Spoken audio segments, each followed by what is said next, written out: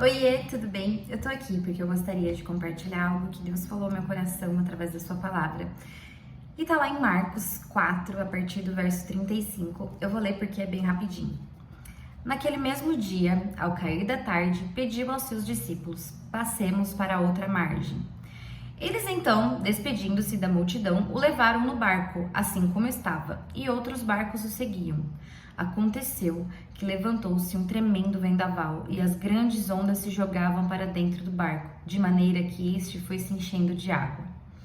Jesus estava na popa, dormindo com a cabeça sobre um travesseiro. Os discípulos o despertaram e explicaram: Mestre, não te importa que pereçamos? E ele, levantando-se, repreendeu o vento e disse ao mar: Paz, aquieta-te. E o vento cessou e houve grande calmaria. E ele lhes disse: Por que sois tão temerosos? Ainda não tendes fé?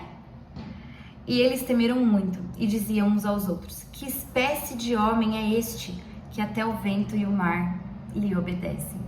Senhor, esta é a tua bendita palavra. E eu peço que o Senhor fale ao coração dos teus filhos, daqueles que estejam escutando, Senhor, esse vídeo tão simples, mas que o Senhor falou comigo e pediu para que eu compartilhasse com aqueles que precisam, Deus. Que este vídeo, que esta reflexão alcance aqueles que tanto precisam, Deus. Usa-me como um canal de bênção e que seja o Senhor falando e não eu. Em nome de Jesus. Amém. Bom,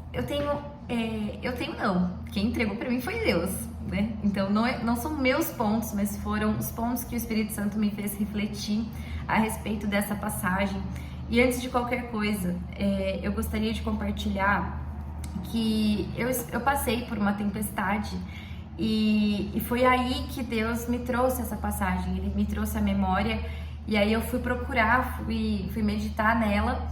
E essa passagem, ela também é contada em Mateus 8, do verso 23 ao 27, e em Lucas 8, do verso 22 ao 25. Só que eu gostaria de focar em Marcos, porque ele começa assim: e naquele mesmo dia, sendo já tarde.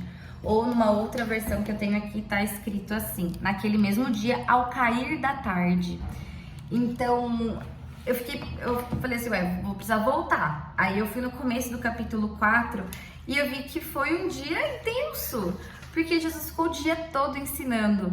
Ele conta a parábola do semeador, depois ele explica a parábola, aí depois ele fala sobre a candeia e um castiçal, aí ele fala da parábola da semente, da parábola do grão de mostarda. Então assim, ele ficou o dia todo ensinando. E no final da tarde ele disse: passemos para o outro lado. Uma curiosidade interessante é que quando ele fala outro lado, ele está se referindo ao lado gentil, ao lado leste, se não me falha a memória. E justamente no capítulo 5, porque esse relato da tempestade, da calmaria, é no final do capítulo 4. Então, no capítulo 5, já começa com a cura do endemoniado gadareno. Então, eu vou voltar nesse ponto, mas o primeiro que eu gostaria de focar é sobre aquilo que Jesus disse. Ele disse: passemos para o outro lado, ou passemos para a outra margem. E às vezes a gente não se atenta muito a isso, mas ele disse: passemos para o outro lado. Então, eu não sei o que Jesus já decretou a seu respeito, ao que você precisa fazer, ao que você vai viver. Eu não sei o que ele já te disse, mas para os discípulos ele tinha dito: passemos para o outro lado. E logo depois veio a tempestade. Uma coisa interessante é que o Mar da Galileia, interessante a gente saber, é que o Mar da Galileia, ele fica a 200 metros abaixo do nível do mar, cercado de planaltos. Ao lado nordeste, eu não sei para que lado eu tenho que apontar, mas ao lado nordeste do Mar da Galileia tem o Monte Hermon. E ele fica a 2.700 metros acima do mar. Então a gente tem o Mar da Galileia e o monte a 2.700 metros acima do mar. Então o que acontece? Quando os ventos frios se chocam com o ar quente que sobe, a tempestade acontece. Isso era algo muito comum. Isso acontecia sempre, praticamente, por causa dessa diferença de níveis, né? Então, levando em consideração que a maioria ali já estava acostumado a ver essas tempestades, eles se desesperaram e esqueceram que Jesus disse: passemos para o outro lado. E aí eu gostaria de falar para você, ô irmão, minha irmã, quantas tempestades você já enfrentou? Um monte, provavelmente, porque é natural da vida aqui a gente passar por tempestades. E eu acredito que você já tenha passado por muitas. Só que Jesus disse: passemos para o outro lado. E você esqueceu que você já viveu muitas tempestades e você esqueceu que Jesus disse: passemos para o outro lado. E aí os discípulos se desesperaram. E nós, como discípulos de Cristo, muitas vezes também nos desesperamos. Que foi o meu caso, várias vezes já aconteceu. E aí, Jesus dormindo, tadinho, não podia nem dormir, meu Deus. É a primeira vez que a gente vê falando que Jesus estava dormindo. Ele devia estar muito cansado. E aí os discípulos chegam acordando ele: Senhor, você não se importa que a gente pereça? E essa parte me pegou também, porque muitas vezes eu fiz orações desse tipo: Senhor, não te importas que eu passe por isso? Senhor, não te importas essa tempestade que eu estou enfrentando? Não te importas esse turbilhão emocional que eu estou passando? Quantas vezes a gente ora nesse sentido de desespero para Deus? E eu creio que não há nada de errado nisso, faz parte do coração humano, porque Jesus não ficou bravo com eles. A primeira coisa que ele fez foi, e levantando-se, ele nem respondeu os discípulos aqui, e levantando-se, repreendeu o vento e o mar, diz: paz, aquieta-te. E o vento cessou e houve grande calmaria. Ou seja, depois que a tempestade passou, que houve calmaria, ele vira para os discípulos e fala: por que sois tão temerosos? Ainda não tendes fé? E o que eu gostaria de dizer é: será que você está tão temerosa assim, ou temeroso? Será que a gente ainda não aprendeu a ter fé? E uma coisa interessante é que no momento da tempestade, Jesus nem respondeu aos discípulos. Ele foi lá e acalmou a tempestade. Depois que houve a calmaria, que ele vem e fala: por que sois tão temerosos? Não tendes fé? Então, o que eu fiquei refletindo a respeito disso é que no momento em que você está na tempestade, o Senhor não está te exortando em relação à sua fé. Ele vai acalmar a tempestade do seu coração. Ele entende que você está desesperado. É normal, é do coração humano se desesperar diante de uma tempestade. Porém, ele quer que você aprenda a ter fé.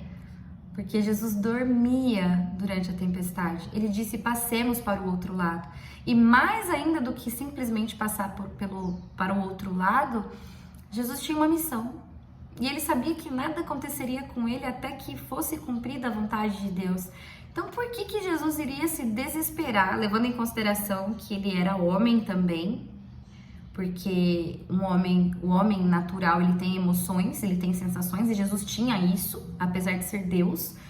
Então, ele foi mais lógico, racional nesse momento. Ele falou: por que eu vou me desesperar com uma tempestade se Deus já decretou que eu tenho um propósito a ser cumprido aqui na Terra?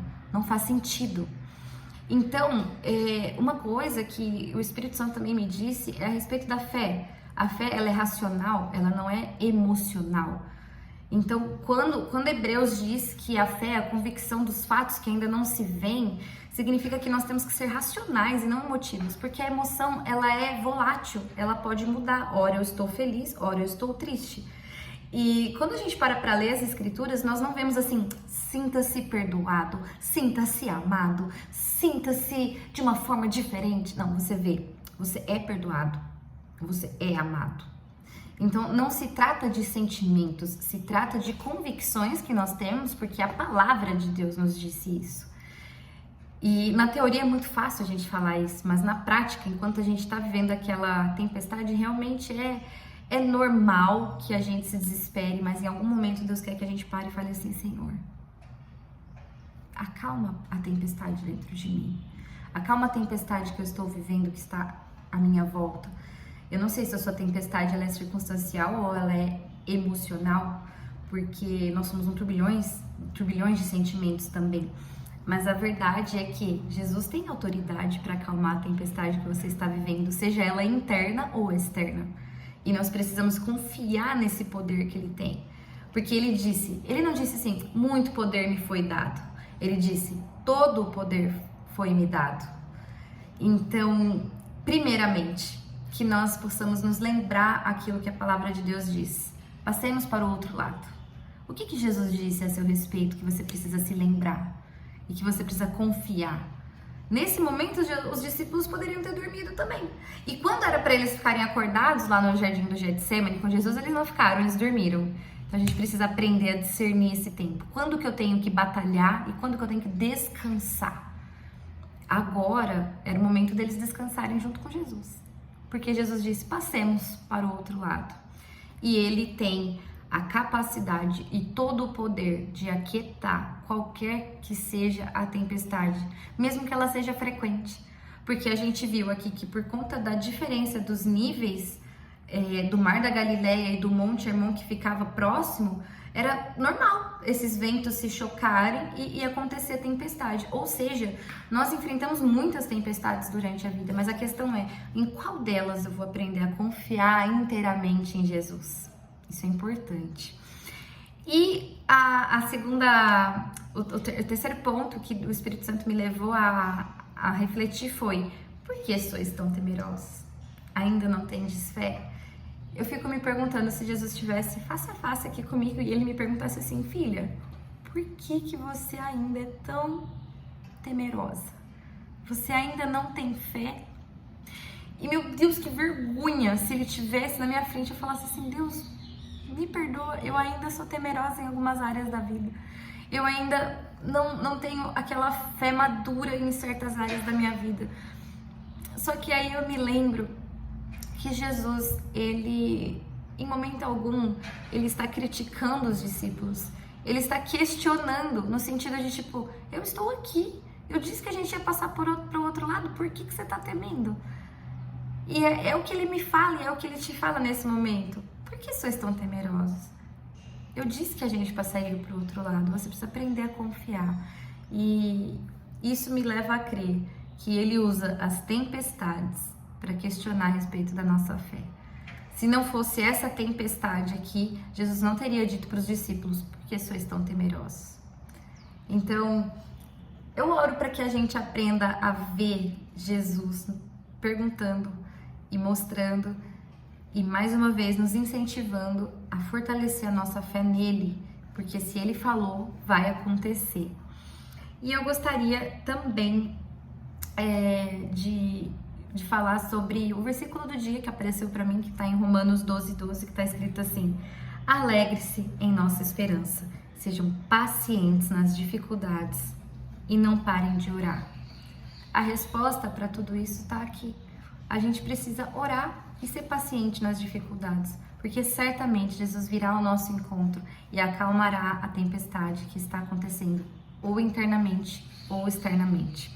Para finalizar, no capítulo 5, eles encontram o gadareno endemoniado.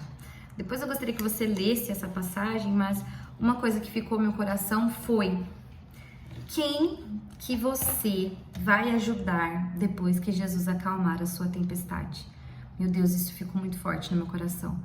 Porque assim que, imagina a noite que eles tiveram, uma noite de tempestade, aí depois ficou todo mundo com cara de tacho, de tipo assim, meu Deus, Jesus acalmou a tempestade, quem é esse homem que até o vento e o mar lhe obedecem? Ou seja, foi muitas emoções. E aí, o que naturalmente nós esperamos depois de uma tempestade? Ah, tranquilidade. Ai, meu Deus, quero ficar tranquila agora. Só que não, porque depois, assim que eles chegam na província, né, Gadarena, Jesus encontra um endemoniado e ele expulsa o demônio. E uma coisa importante aqui que a gente precisa saber: essa era uma região gentílica. Algumas versões falam sobre Gadara ou Gerasa, mas não importa muito se era Gadara ou se era Gerasa. A questão é que essas duas cidades, por assim dizer, elas eram localizadas na mesma província. Então, se era Gadara ou se era Gerasa. A questão é que Jesus encontrou um homem que estava endemoniado e essa era uma região gentílica. Ou seja, não eram os judeus. Não eram os judeus. Então, quem que Jesus vai querer que você ajude depois dele acalmar sua tempestade? Provavelmente pode ser uma pessoa muito diferente de você. Uma pessoa que ainda não crê em Jesus, que não conhece o Evangelho. Quem que Jesus quer que você ajude depois de acalmar a tempestade que está no seu coração? Para onde ele vai te levar? Às vezes ele vai te dar uma missão até difícil. Porque, gente, encontrar um endemoniado e crer e ter essa autoridade que Jesus deu que Deus deu para Jesus para expulsar demônios é algo emocionalmente muito forte. Não é algo fácil de ser feito. Então, quem que Deus quer que você ajude depois dele acalmar a sua tempestade? Porque a missão não para por aí. Não é porque nós enfrentamos uma tempestade que nós podemos parar e falar assim, nossa, agora deu, né? Eu já enfrentei a tempestade aqui, agora tudo certo, vou viver minha vida aqui tranquilamente. Deus nos chama para cumprir um chamado. E Ele tem algo especial da parte dele para cumprir através da sua vida. E Ele quer que você o faça. Amém? Que Deus te abençoe, te guarde e que Ele fale ao seu coração e mostre para onde você deve ir depois dele acalmar a tempestade. Um abraço e até logo!